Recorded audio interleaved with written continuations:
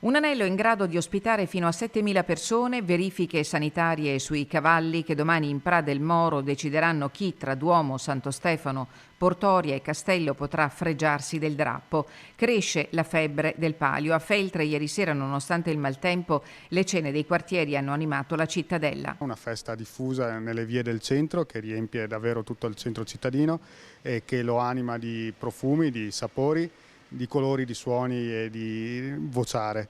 Il momento di inizio della festa è un momento in cui ancora le contrapposizioni sportive non sono stemperate ed è il sabato prima della festa, il nostro sabato prima della festa, anche se è di venerdì. Nel pomeriggio di oggi spazio al mercatino medievale con gli spettacoli itineranti e le attività ricreative per i più piccini, in serata i cortei delle delegazioni di nobili di Feltre e Venezia e poi la rievocazione storica, le gare di tiro con l'arco e la staffetta con atleti di livello mondiale.